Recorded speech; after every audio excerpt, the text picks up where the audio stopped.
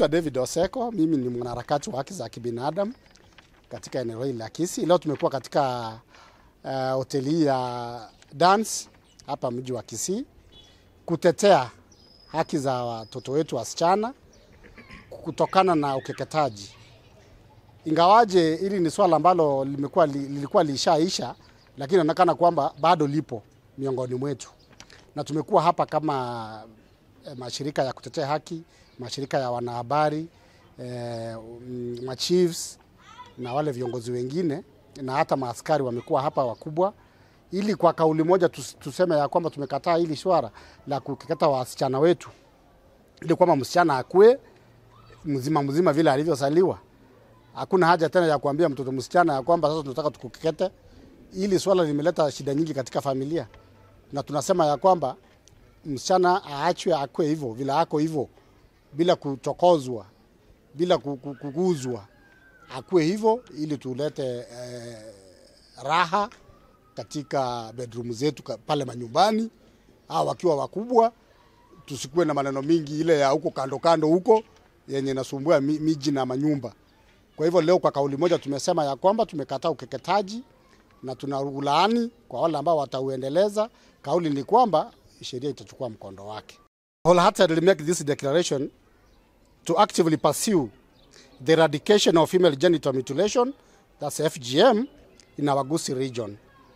I commit to being vigilant and really available to aid whenever called upon to address issues related to female genital mutilation in our region.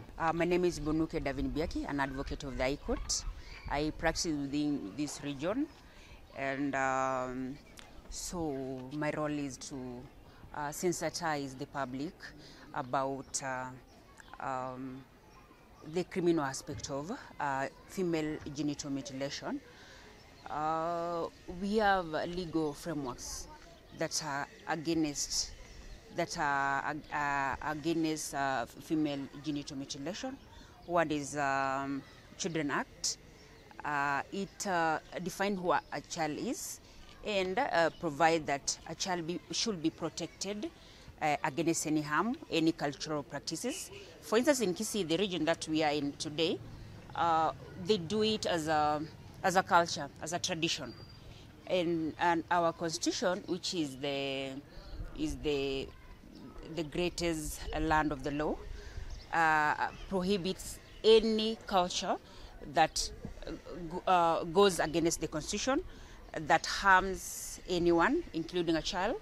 And our constitution, the same constitution, Article 53, gives responsibilities to parents, guardians, the state, any stakeholder that deals with the children, to consider the principle of best interest of the minor, of a child, whenever they are dealing with children.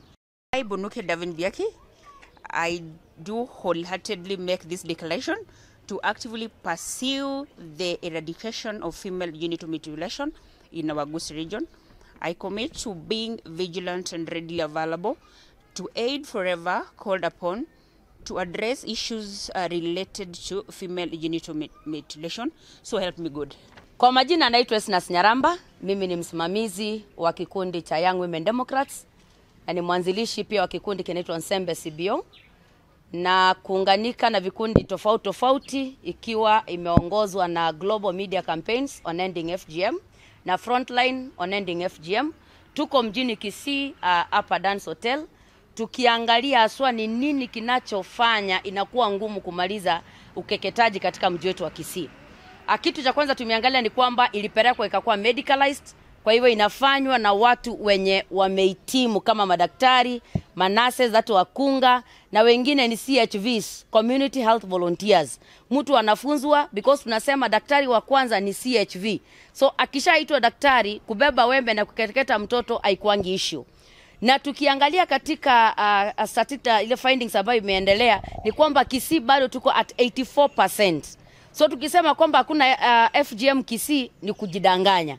Iko ni ile mtindo imebadilika, watoto wanaotahirishwa ni wachanga wenye hawawezi ongea kwamba nilitahirishwa ama kumeenda namna hii. So nataka kuambia wale ambao wanafanya, most of the private institutions the private clinics, the private hospitals.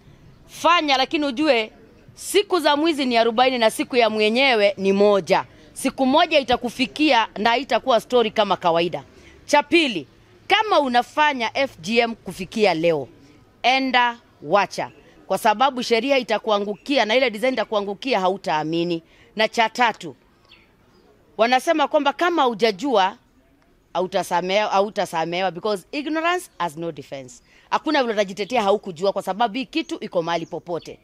Nataka kuurge wale viongozi wote katika nyumba 10, the assistant chief, the chiefs, the administration, wote tushikaneni mikono to make sure kwamba E84 imetoka 84 imerudi mahali. Tusiendelee, ini mwaka wa 3 tukiongea, tulianza na 86 tumerudi 84. So tukingangana vizuri na sisi kwa pamoja, tutarudi hata 60, tutarudi 40, na mwisho by 2030 tutakuwa tumerudi katika ile tunasema zero campaigns on FGM. So tukiendelea na zero, tutafika zero tukiwa katika upamoja, na katika upamoja all of us will make it.